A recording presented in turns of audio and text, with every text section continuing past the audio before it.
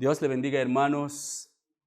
Otro domingo más que vamos a seguir con las doctrinas y vamos a ver hoy la doctrina de Dios. Así que hoy vamos a mirar la doctrina de Dios.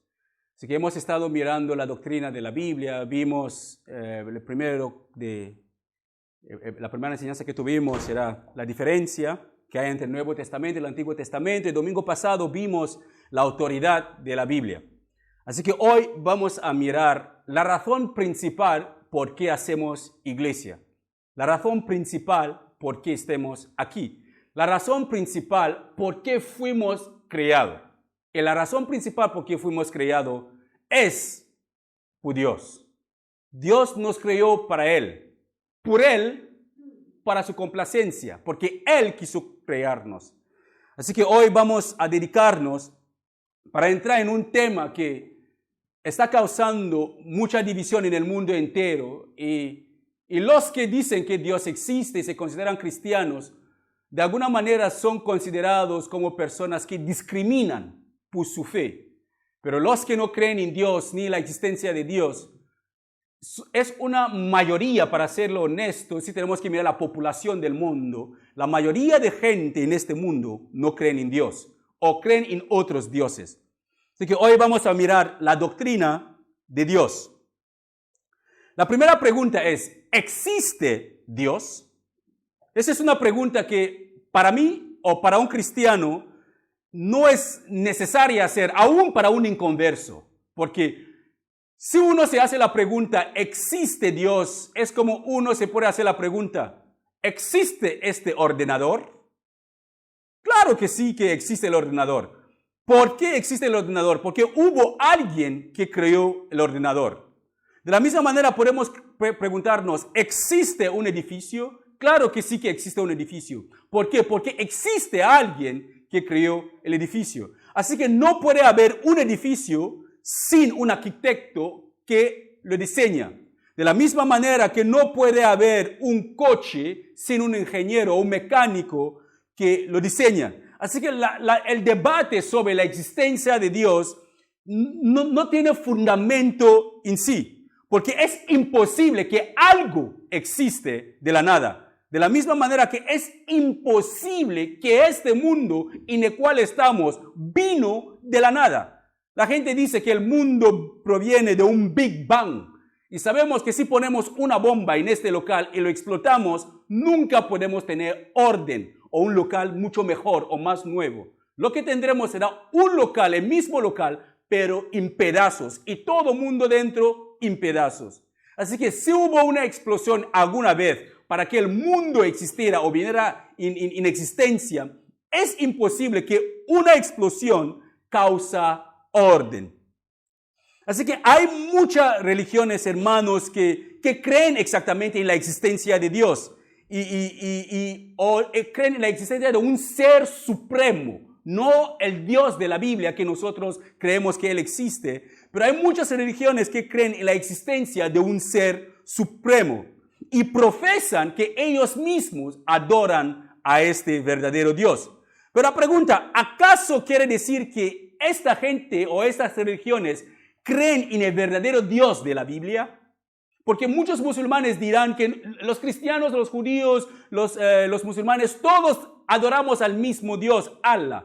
Como un vecino me dijo el jueves pasado, ahí fuera, cuando yo le dije que teníamos una reunión aquí en la iglesia, me dijo que bueno, es que el Islam y el cristianismo y el judaísmo es el mismo Dios, es Allah que creó todas las cosas. Y yo le puse así, no, es mentira, no es el mismo Dios. No, en este punto no tenemos que tener miedo o comprometer o intentar de hablar bien para satisfacer a la persona o para que no haya discusión. No, hermanos, sabemos nuestra posición y nos mantenemos sobre nuestra posición, que el cristianismo no es igual que el judaísmo, no es igual que el islam, no es igual que el budaísmo. El cristianismo es el cristianismo. ¿Por qué? Porque Jesús mismo dice, las demás religiones son mentiras, que no hay otro camino hacia Dios, solamente hacia Él. Él es el único camino a Dios. Así que si hay alguien que dice que cree en el Dios que nosotros creemos, la pregunta es, ¿quién es el camino hacia ese Dios verdadero? Si te da otro nombre, pues no es tu hermano en Cristo, es otra persona. Habla de otro Cristo que no es Jesús de Nazaret.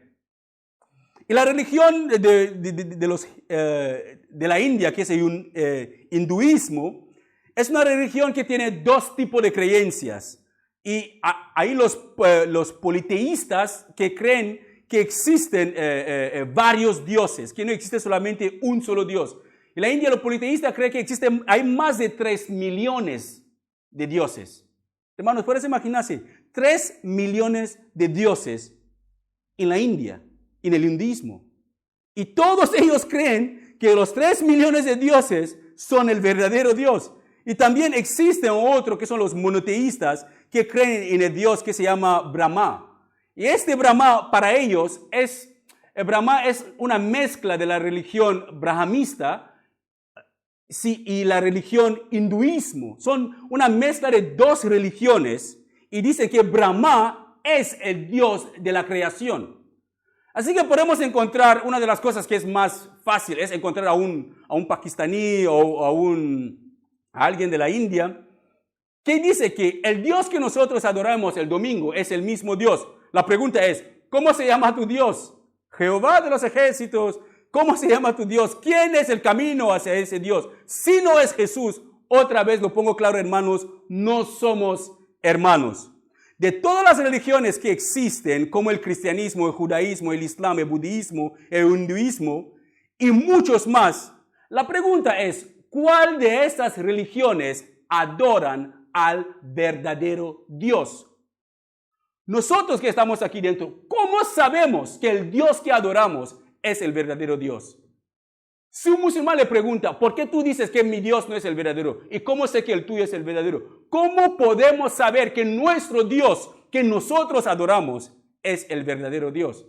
Créeme, hay muchos cristianos que llegaremos a este punto y no sabremos ni qué contestar. Y el musulmán dirá, ajá, ¿ves? Tú no puedes contestarlo. No sabes ni tu Dios es el verdadero Dios. Pues como nuestro estudio de hoy no tiene nada que ver con los demás dioses, pero al único verdadero Dios a quien nosotros servimos, que es el Dios de la Biblia, vamos a enfocar nuestro estudio de hoy solamente hablando del Dios de la Biblia. En otras palabras, podemos verlo como el Dios de Israel. Así que, ¿cómo es imposible, hermanos, entender la Biblia sin estudiarla? De la misma manera, es imposible conocer a Dios sin estudiar las declaraciones que Dios mismo da de Él. Así que, ¿cómo es imposible estudiar la Biblia o entender la Biblia sin estudiarla o entender cualquier cosa sin estudiarlo? Es imposible también para nosotros conocer o entender a Dios sin estudiar lo que Dios habla de sí mismo. Así que la existencia de Dios no es un hecho discutible, no se discute sobre eso. Dios existe y punto. ¿Por qué sé que Dios existe? Porque el mundo no pudo haber venido de la nada. 4 estaciones en Europa, 2 estaciones en África, la nieve cae en su tiempo, el frío viene en su tiempo, el calor viene en su tiempo, todo este orden, el ADN, que es ¿qué es lo que determina qué tipo de color, hasta la longitud de nuestro pelo, hasta el color de nuestra piel? El ADN es algo que ni los científicos pueden explicar de dónde proviene el ADN.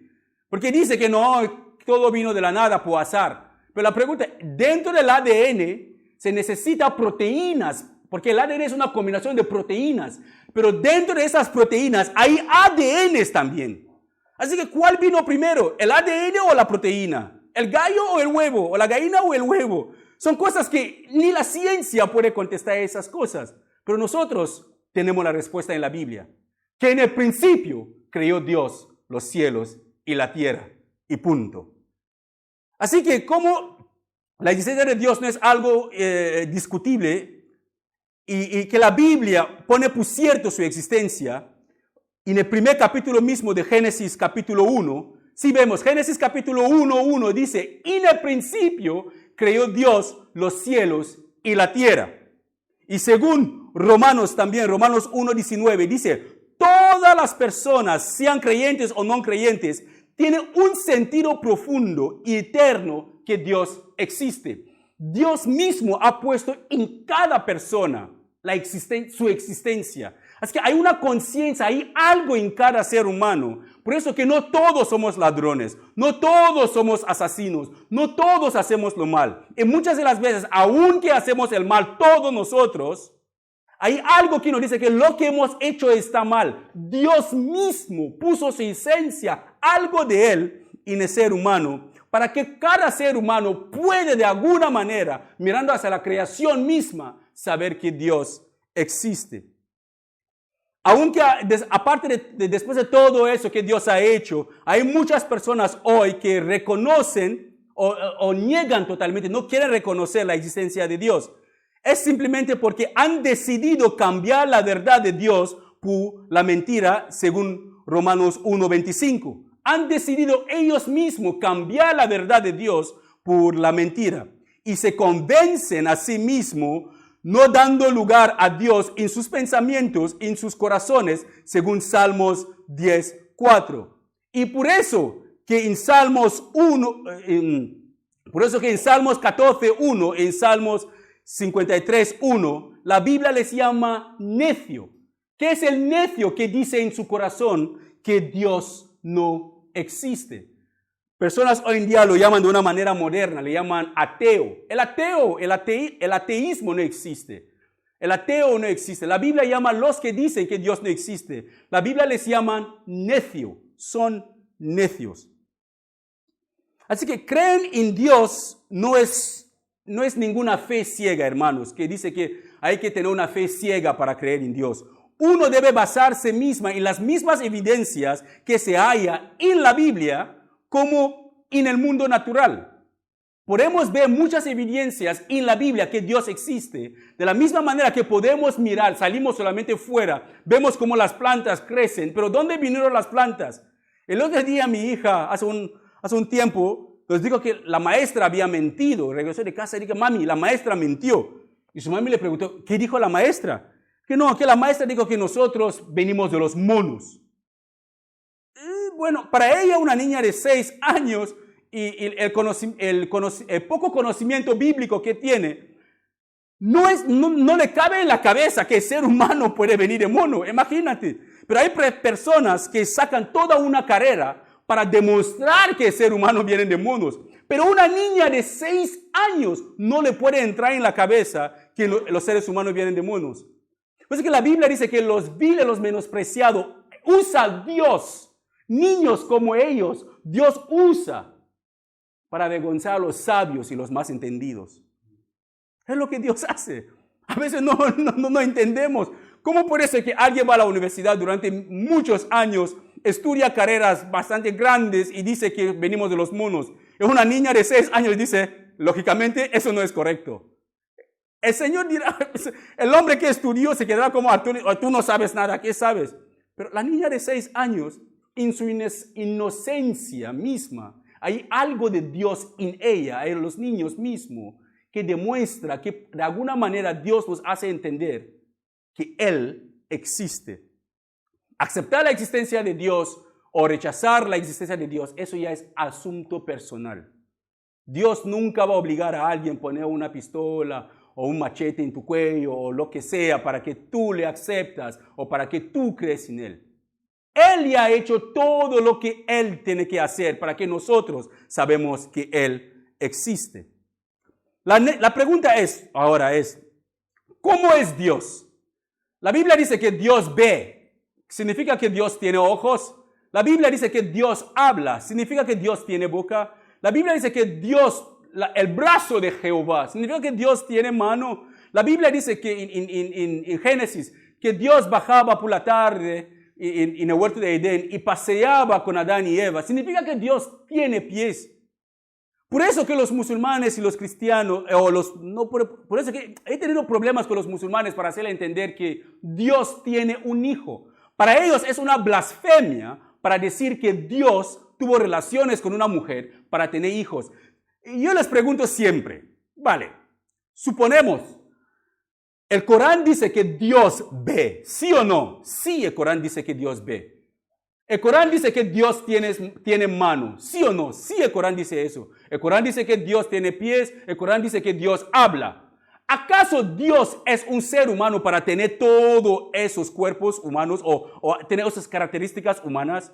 Ellos dicen que no, que Dios es espíritu. Pues si Dios siendo espíritu puede ver, puede hablar, puede tocar, puede hacer todas las demás cosas, ¿qué es para Dios crear un ser humano y llamarle hijo mío? ¿Es necesario que Dios tenga una relación con alguien? No, Él es Dios. Él creó todas las cosas. Él no necesita tener nada de eso. Pero Génesis nos dice que los ángeles de Dios, cuando las mujeres de las hijas de los hombres empezaron a multiplicarse en la tierra, los ángeles de Dios vieron que las hijas de los hombres eran hermosas y dejaron sus lugares celestiales y bajaron en la tierra y tuvieron relaciones con las hijas de los hombres.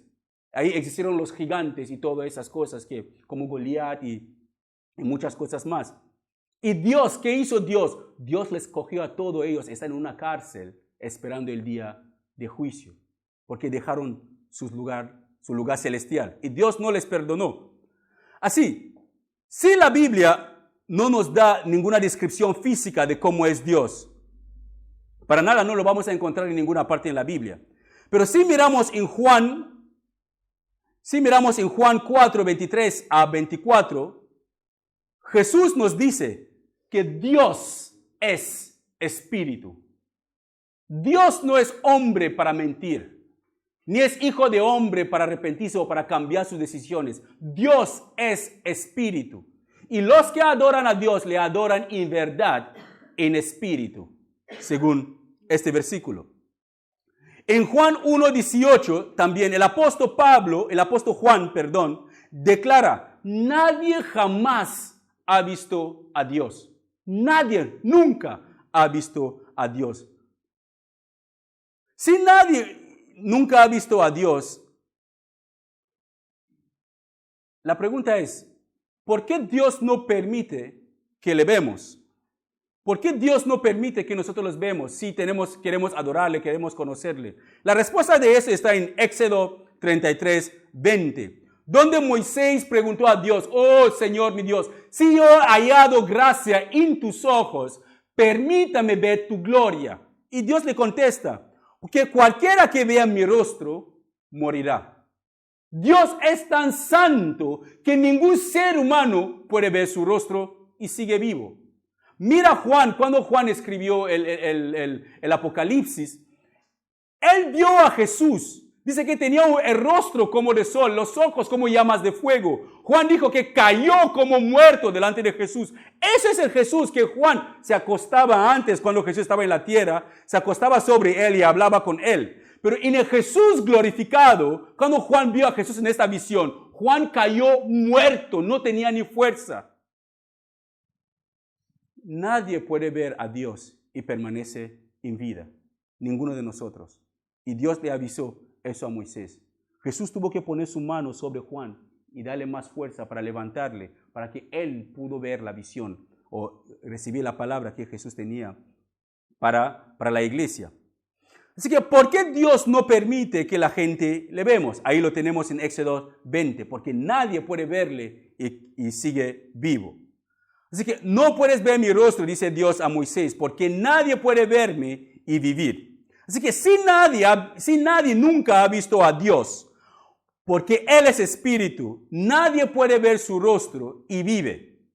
Si nadie nunca ha visto a Dios, porque Dios es espíritu y nadie puede ver su rostro y vive, ¿cómo pues, esta pregunta, cómo pues podemos conocer a ese Dios invisible que nadie lo puede ver? Por eso que muchas personas dicen: yo no creo en Dios porque nunca le he visto. Dime cómo es Dios. Si tú has visto a Dios, dime cómo es Dios. No son cuestiones o no son preguntas para entrar en debate con esas personas. Simplemente hay mucha gente que buscan excusas para no creer en la existencia de Dios. Pero ¿es posible que podemos conocer a Dios? Sí, hermanos. Podemos conocer a Dios, podemos tener una relación con Él, porque Dios quiere que le conozcamos. Dios quiere que le conozcamos. Entonces, ¿cómo podemos conocer a Dios? A través de sus atributos divinos. A través de sus atributos divinos. Los atributos de Dios son lo que vamos a ver, los atributos divinos de Dios. ¿Qué son los atributos de Dios? Se refiere a sus cualidades, el carácter mismo de Dios. Aunque la morada de Dios está en el cielo, hermanos, es posible saber muchas cosas de Él, hasta conocerle y tener una relación personal con Dios. Y Juan 17:3, Jesús dice, y esta es la vida eterna, que te conozcan a ti, el único Dios verdadero, y a Jesucristo, a quien tú has enviado. Esa es la vida eterna. La vida eterna es conocer a Dios y a Jesús que Dios mismo envió, según Juan 17:3. Así que algunos de los atributos de Dios que vamos a ver esta mañana, a través de cual podemos conocerle, el primero es, Dios es independiente. Dios es totalmente independiente. Él no necesita a ninguna cosa creada para sentirse completo, sino todas las cosas que existen por Él y para su propia gloria. Dios no nos necesita. Él no tiene necesidad de nosotros. Una vez les di un ejemplo que la manera que podemos poner es como Dios es como el guionista de una película que escribe la película y Él puede dejar la película así sin publicarla, sin rodearla, la deja así. Pero el guionista toma la decisión de contratar a actores inexpertos que nunca han podido o nunca han formado parte de una película. Actores que no saben nada de actuar. Dios toma la decisión de ponernos en su guión, en su plan de salvación. Nos salva, nos ama, nos protege, nos guía en todo. Él no tiene necesidad de hacer eso. Él no tiene obligación de hacer eso. Él lo hace por amor. No es que nosotros amamos a Dios primeramente para que Él nos ame, no. Él nos amó primeramente. Es solamente la reacción de este amor que Él nos da. Por eso que nosotros venimos a la iglesia por amor a Dios. Oramos por amor a Dios.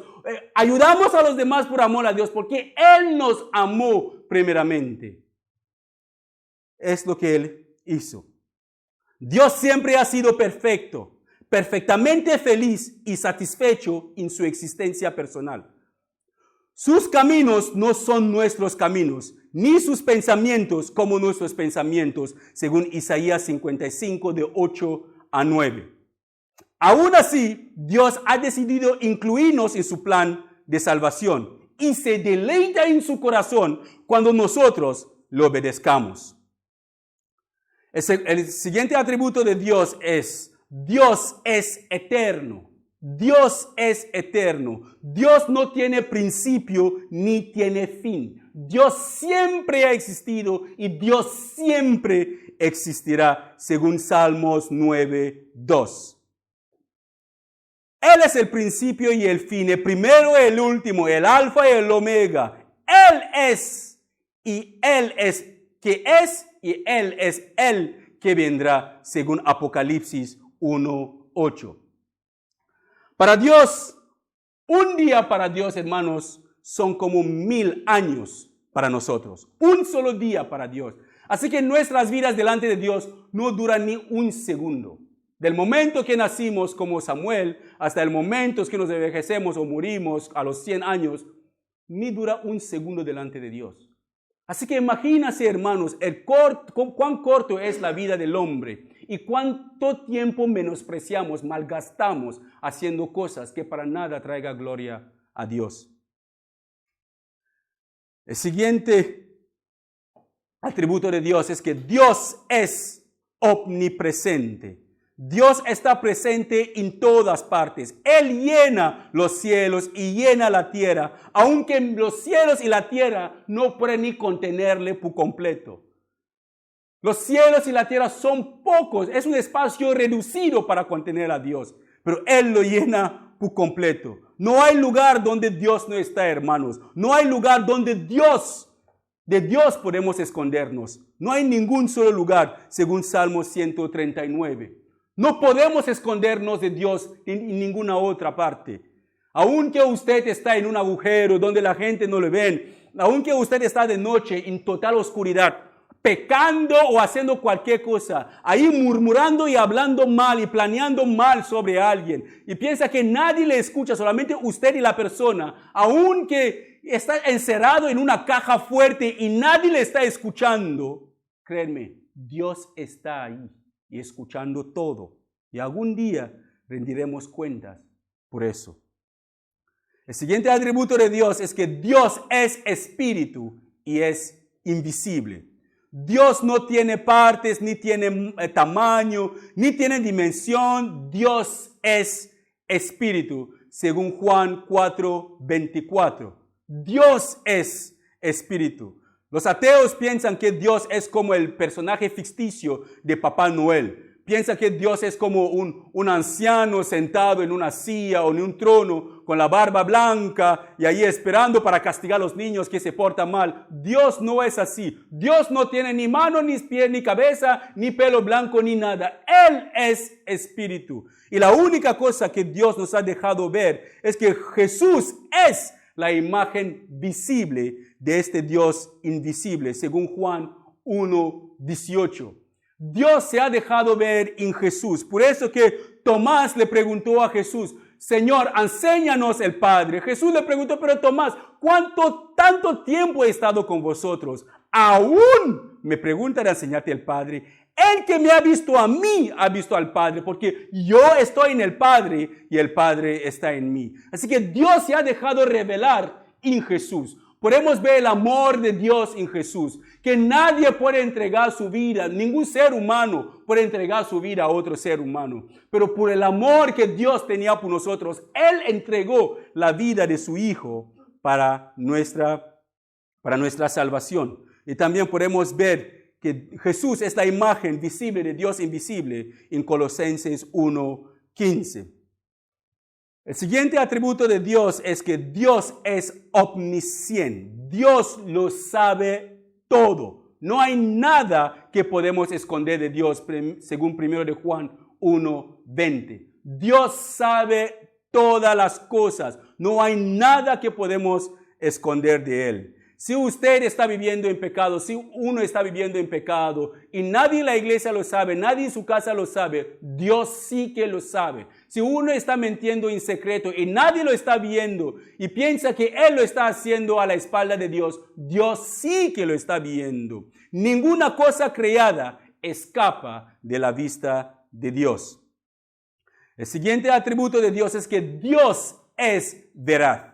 No podemos decir que Dios mente, porque podemos confiar plenamente en su palabra y saber que cualquier cosa que Él diga es verdad. Cualquier cosa que Él ha prometido, Él lo va a cumplir. Dios es veraz.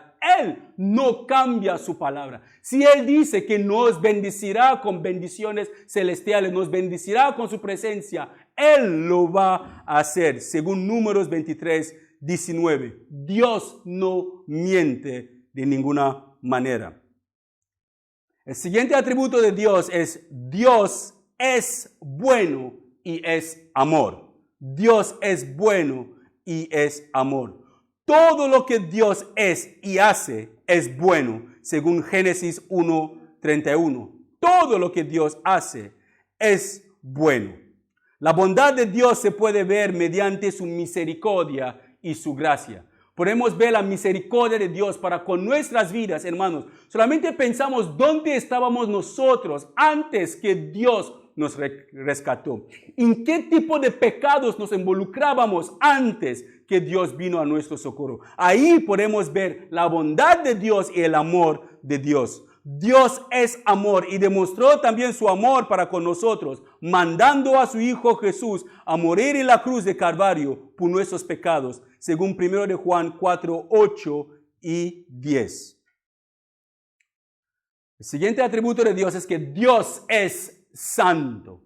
Dios es santo. Eso significa que Dios es separado del pecado y dedicado a buscar su propio honor.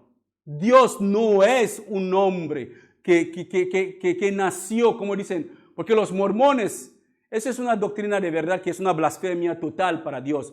Los mormones creen que Dios era un hombre que después de haber hecho muchas cosas buenas, fue glorificado a ser Dios. Así que ellos están comparando el Dios de la creación, el Dios santo, el Dios de la Biblia, el Dios de Israel, por haber sido un hombre antes que vivía en pecado, pero con el tiempo fue haciendo cosas buenas hasta que un día llegó a tener el estatus de Dios. No es así, hermanos. Eso es una blasfemia, una total blasfemia, porque Dios es santo. Dios siempre ha sido Dios. Dios siempre ha sido santo. En Isaías capítulo 6 podemos ver el relato de la adoración que está en el cielo, donde dos querubines que están en la presencia de Dios están gritando todos los días, día y noche: Santo, santo, santo, santo, santo, santo, es el Señor Todopoderoso. Hermanos, Dios es glorificado por los ángeles. Él no tiene necesidad de que nosotros le glorificamos. Si nosotros estamos aquí, es un privilegio estar aquí para glorificar a Dios. Porque Dios tiene adoradores en el cielo, querubines, serafines, ángeles, millones y millones, más que la población del mundo, adorándole día y noche, haciendo su voluntad. Así que si nosotros hemos sido puestos en el plan de salvación de Dios, eso es un regalo para nosotros, a no perderlo, a vivir en santidad, a buscar a Dios de todas las maneras posibles, hermanos. No nos acomodamos al corriente de este mundo, no nos adaptamos al pecado de este mundo, marcamos una diferencia en nuestras vidas. Es lo que Dios quiere, porque Él es santo. Y según Hebreos 12:14, sin santidad nadie verá a Dios. Si no nos apartamos de pecado, si no vivimos una vida recta delante de Dios, guiado por su Espíritu Santo, lo único que estamos haciendo es engañarnos a nosotros mismos. Porque sin santidad nadie verá a Dios. Ningún pecador se presentará en la presencia de Dios sin ser consumido por el fuego del infierno. Ninguno. El siguiente atributo de Dios es justo y recto. Todos los caminos de Dios son justos. Él es fiel y no practica ninguna injusticia, según Isaías 45. Todos sus caminos son rectos y justos. Así que es imposible decir, porque he escuchado a personas acusar a Dios que malo Dios me ha hecho eso, Dios ha quitado a mi hijo, perdón, Dios ha quitado a mi esposa, Dios me ha quitado el trabajo, Dios me ha hecho eso. No, todos los caminos, todo lo que Dios hace es justo, es perfecto. Él sabe por qué hace las cosas. Muchas de las veces Dios tiene que quitarnos algunas cosas en nuestras vidas para llamarnos la atención. Él tiene que permitir que nos pasen cosas duras, no porque nos odia, pero es una forma de disciplina para llamarnos la atención, para que podamos acercarnos a Él y buscar refugio. El siguiente atributo de Dios es que Dios es celoso. Dios es celoso. No es el tipo de celos que nosotros tenemos, que ves a una persona que tiene, o sobre todo se puede ver entre los grupos cristianos, se ve más en ese sentido, que puede haber hermanos en la iglesia, muchos hermanos, y un día un hermano que Dios está usando para alcanzar a otras personas en el evangelismo o en la predicación, Dios empieza a usarle y los demás hermanos que son vagos, no oran, no ayunan, no leen, no estudian la Biblia, empiezan a tener envidia, celos a esta persona. Eso no es el tipo de celos que Dios tiene, no es un celo de maldad. El tipo de celo que Dios tiene, podemos verlo en Éxodo 25, que no es el tipo de celo mundano, es el celo que Dios lo que Dios hace es proteger su propio honor. Dios protege su propio honor, que se le rinde adoración solamente a Él y ninguna otra cosa o ningún otro. Él quiere que toda adoración sea para Él. Eso es su celo. Él quiere toda la atención para Él. ¿Por qué? Porque fuimos creados para su gloria. Fuimos creados para adorarle solamente a Él. Vamos a ver rapidito otros atributos de Dios, porque si tenemos que ver solamente los atributos de Dios, podemos pasar toda la vida aquí en la tierra viendo solamente los atributos de Dios, porque Dios tiene miles de atributos. a la hora que vamos creciendo nosotros mismos como cristianos, iremos aprendiendo que hay algunos atributos de Dios que nosotros compartimos con Dios. No somos eternos, no somos eternos como seres humanos. Tenemos una vida aquí en la tierra que es, digamos, hasta los 79 años, así como mucho. El ser humano en sí no puede vivir eternamente si no es la voluntad de Dios. Hablando del tema del alma. El alma del ser humano no puede vivir eternamente si no es la voluntad de Dios. Dios tiene el poder de destruir el alma y el cuerpo en el infierno. Pero Dios sí que no tiene principios ni fin. Nosotros tenemos principio y nosotros tenemos fin. Pero hay algunos atributos de Dios, como el amor. Tenemos amor porque Dios también nos ha dado este amor. Dios es amor. Los que viven en amor viven en Dios. 1 Juan 4:8. Son atributos, hay algunos atributos que compartimos con Dios. Así que ahora vamos a ver una lista de otros atributos de Dios. Que el primero de eso es, Dios tiene ira contra el pecado. Eso lo podemos ver en Juan 3:36 y Romanos 1:18. También vemos que Dios hace todo según su voluntad. Todo lo que Dios quiere hacer es según su voluntad. Él hace las cosas como a Él le complazca, porque Él sabe en antemano el futuro. Según Efesios 1:11, Apocalipsis 4:1 y Santiago 4:15. El siguiente atributo es que Dios es omnipotente. Él puede hacer todas las cosas, según Mateo 19:26 y Efesios 3:20. Dios es perfecto. El cuarto atributo, según Mateo 5:48. Dios es perfecto. Es la definición misma de la perfección. Es el único que es perfecto. Dios es bendito, es el quinto. Él mismo es el enfoque de toda felicidad y deleite. Su completa plenitud de gozo se halla en sí mismo.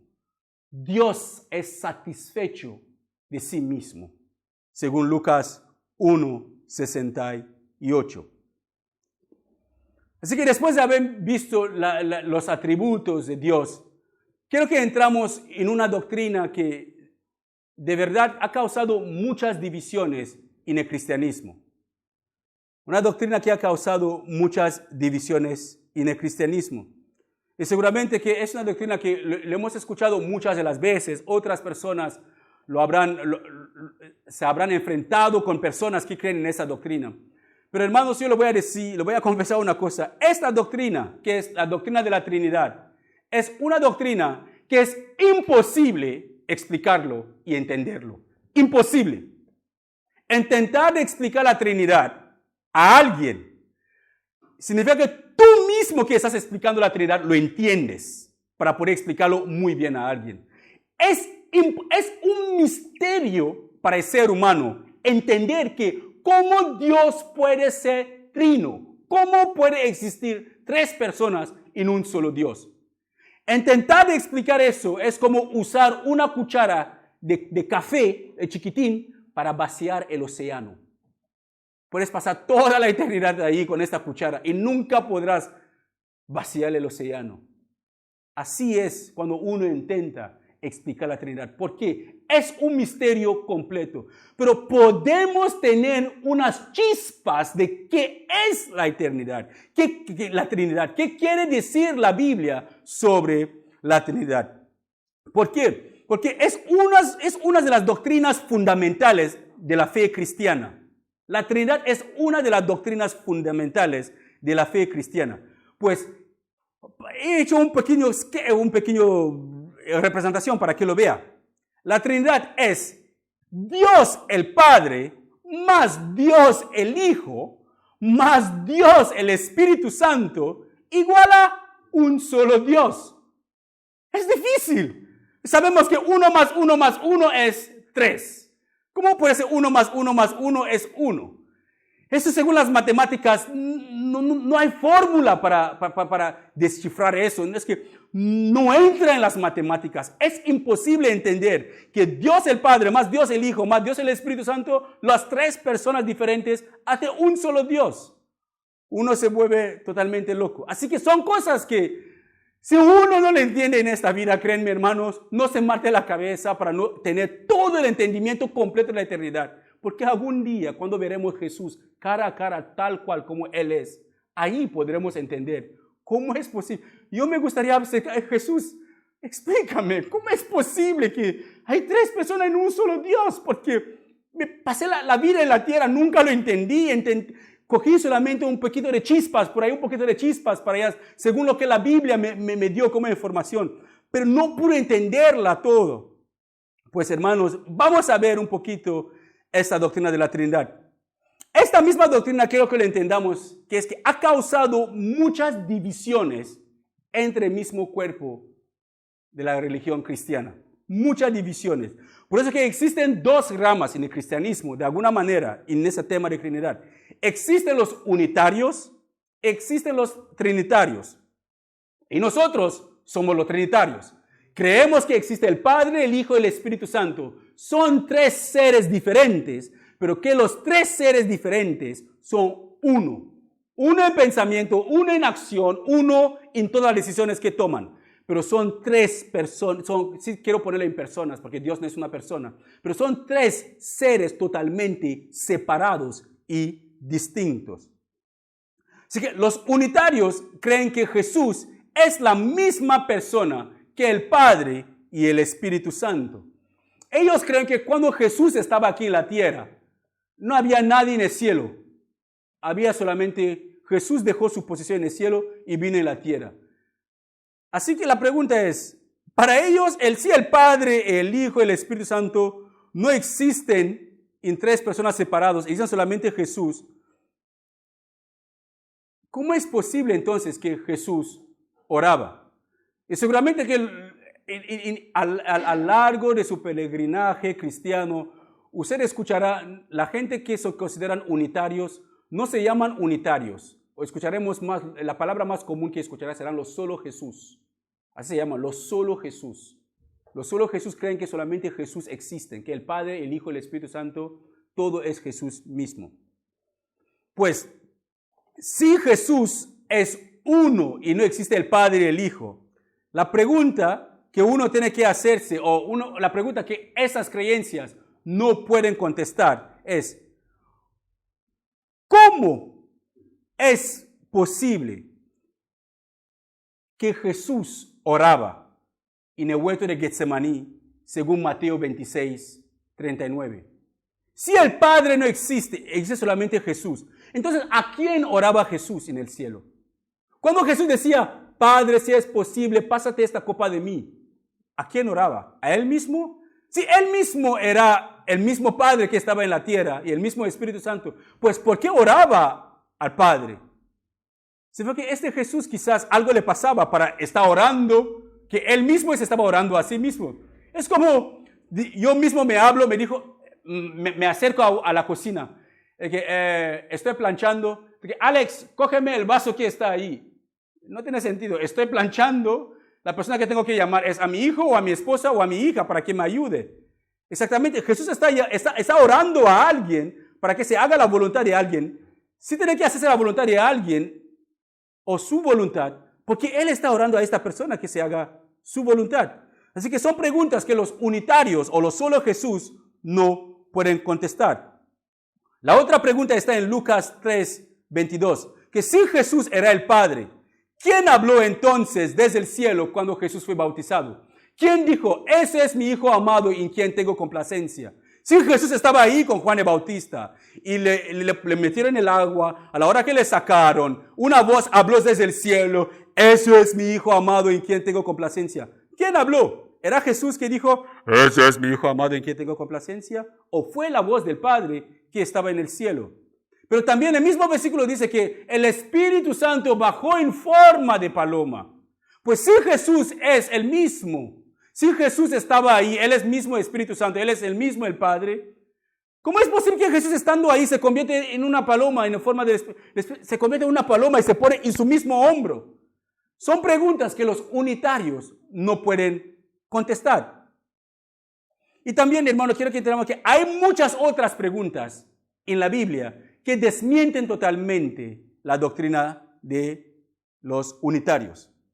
Pero una cosa quiero que lo entendamos bien claros, hermanos, porque eso ustedes lo van a encontrar, la gente lo van a preguntar, sobre todo los testigos de Jehová. La palabra Trinidad no existe en la Biblia. Eso sí que es verdad, no existe. No hay ninguna parte en la Biblia donde uno encuentra la palabra Trinidad. Pero podemos encontrar la palabra como santo, Dios es bueno, Dios es esto. Pero nunca encontraremos la palabra Dios es, o la palabra Trinidad, o Dios es trino. Pero hay versículos que dice, tres que son los que dan testimonio, testimonio en el cielo, el Padre, el Hijo y el Espíritu Santo. Cuando Jesús mandó a sus discípulos a bautizar, dijo, bautízale en el nombre del Padre, del Hijo y del Espíritu Santo. Así que la palabra Trinidad solamente es una palabra que fue creada o inventada para hacer entender la doctrina de que hay tres seres en un solo Dios. Porque si leemos la Biblia, nunca encontraremos en ninguna parte en la Biblia que habla de la palabra Trinidad. De eso se basan también los unitarios, muchos unitarios, y también los testigos de Jehová para negar, porque los testigos de Jehová niegan totalmente la deidad de Jesús. Dice que Jesús es el ángel Miguel. Que Jesús es el ángel Miguel. No tiene sentido. Dios no usará a un ángel para venir a morir en la cruz por nuestros pecados. Porque si leemos Isaías mismo, dice que Dios mismo vendrá a salvarnos. Si leemos la profecía de Isaías, las profecías que están en Isaías, es un hijo nos ha nacido, se llama Dios fuerte, poderoso. No digo que Dios usará a un ángel para que venga y nace de una mujer y muere por nuestros pecados. Pero si miramos en la Biblia, hermanos, hay partes de la Biblia donde Dios habla en plural. Hay muchas partes en la Biblia. Una de esas partes lo vemos en Génesis capítulo 1, 26. Cuando Dios, a la hora de crear a la humanidad, dijo, hagamos al hombre a nuestra imagen y semejanza. Hagamos. Los testigos de Jehová dicen que Dios ahí estaba hablando con los ángeles. Los ángeles no son Dios y no tienen la imagen de Dios los ángeles. Los ángeles la Biblia dice que los ángeles ministran a los que serán salvos, ministran en la presencia de Dios, son mensajeros de Dios. Y Dios usa a los ángeles para protegernos a nosotros mismos, para anunciarnos o para pasar a informaciones muchas veces que Él tiene para la humanidad. Podemos ver eso muchas de las veces en el Antiguo Testamento, que ángeles aparecieron, dieron buenas nuevas, sobre todo en el nacimiento de Juan el Bautista y el nacimiento de Jesús. Vino el ángel Gabriel, que Dios mismo mandó. Gabriel, que es el ángel que está siempre, uno de los ángeles, digamos, los ángeles poderosos del cielo, se presentó delante de María y le dijo, bendita eres tú de todas las mujeres. Así que Dios no pudo haber estado hablando con los ángeles aquí en Génesis capítulo 1, 26, que hagamos al hombre a nuestra imagen y nuestra semejanza, porque Dios no es igual que los ángeles, ni los ángeles son iguales que Dios. Hay muchos pasajes como las que hemos visto, hermanos, que muestran la comunicación entre Jesús y el Padre y también el Espíritu Santo, que Él habla del Espíritu Santo. Vamos a ver otros pasajes, si queréis podéis apuntarlo, donde, como he dicho antes, que el ángel Gabriel vino a dar las buenas nuevas a María en Génesis capítulo 1, 32, diciendo que el Hijo que nacerá será el Hijo de Dios. También podemos ver en Juan 5, 37, donde Jesús dice que el Padre que me envió da testimonio de mí. Así que Jesús confirma que alguien le envió. Él no vino a su propio nombre. Y también podemos ver en Juan 14, 2, que Jesús dice que Él va al cielo, porque en la casa de su Padre hay muchas moradas. Así que Él va a la casa de su Padre para preparar un lugar para nosotros. Y también en Mateo 28, 19, bautizando, Jesús mandó a sus discípulos, cuando le mandó en dos a predicar, les dijo que tenía que bautizar a la gente en el nombre del Padre, del Hijo y del Espíritu Santo. Ahí demuestra que hay tres personas diferentes en un solo Dios. En Colosenses 2, 9 nos dice Pablo que habitaba la deidad de Dios corporalmente en Jesús. que Jesús era la imagen visible del mismo Dios invisible. En Juan 20:28, Tomás también llama a Jesús Señor y Dios. Cuando se dio cuenta, se acercó y dijo, yo no voy a creer, cuando le dijeron que Jesús había resucitado. Él dijo, no, yo no voy a creer hasta que no pongo mis manos en sus costillas a ver si de verdad es Jesús. Y hablando así, Jesús apareció. Y Jesús dijo, Tomás, ven, ponte las manos, ponte el dedo en mis costillas y toca tú la herida. Y ahí él se dio cuenta que era Jesús y lo adoró y dijo, Señor y Dios, demostrando la deidad de Jesús también.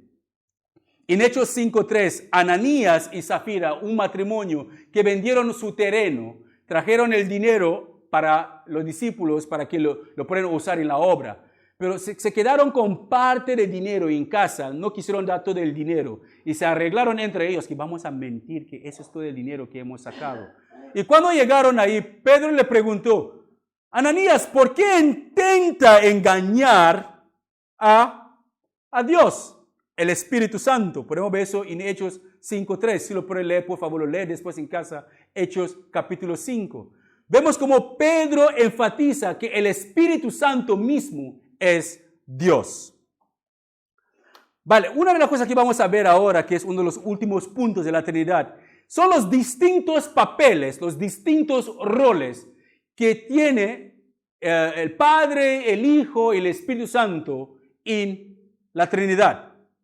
Para que entendamos que todos los miembros de la Trinidad tienen papeles totalmente diferentes en lo que tiene que ver con nuestra salvación. Todos los miembros de la Trinidad tienen roles totalmente diferentes en lo que tiene que ver con nuestra salvación. El primero es Dios el Padre. En Juan 3:16-17, podemos ver que Dios el Padre amó tanto al mundo, que entregó a su Hijo unigénito, para que todos aquellos que en Él creen no se pierdan, mas tenga vida eterna. Eso es el papel del Padre en nuestra salvación. Ahí podemos ver los diferentes papeles que tiene la Trinidad en sí, o el Trino Dios. Y el papel del Hijo, podemos ver eso en Juan 6:38 y Hebreos 10:10, que el Hijo era hacer la voluntad del Padre, entregando su vida por la humanidad, a sí mismo cargando sobre sí los pecados de toda la humanidad. Y el papel del Espíritu Santo lo podemos ver en Juan 14:16, Juan 16:13, Juan 16:7-8 y Hechos 1:8, que el Espíritu Santo completa la obra de la redención, trayendo convicción de pecado y de juicio, y nos trae consolación a nosotros, los cristianos.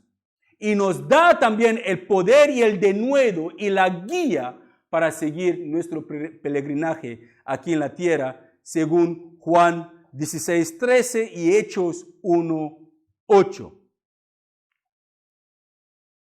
Así que para concluir, hermanos, quiero que entendamos una cosa, que la doctrina de la Trinidad es algo que nunca entenderemos plenamente. Siempre será un misterio para los mortales con mentes limitadas como la nuestra. Siempre será una limitación y siempre será un misterio para nosotros. Ni podremos en esta vida entender los caminos completos de Dios, pero estamos llamados, hermanos, a vivir según la voluntad de Dios y obediencia a su palabra. No nos conformamos, hermanos, de entender solamente las doctrinas. No solamente hay que conformarse de entender las doctrinas, pero debemos esforzarnos individualmente a poner esas doctrinas en práctica en nuestras propias vidas. Y si estás viviendo en pecado continuo, y si piensas que nadie te ve, o que no importa a nadie lo que tú estás haciendo, te equivocas. Dios te ve. Le importa mucho a Dios si nosotros vivimos en pecado, porque Dios mató a su propio Hijo para salvarnos. Así que tenemos que hacer, hermanos, es arrepentirnos, apartarnos de pecado para recibir salvación por nuestras almas. Quiero dejarle con este versículo que es Proverbios 28:13, que dice: Quien esconde su pecado jamás puede prosperar. Quien lo confiesa y lo deja, recibe perdón.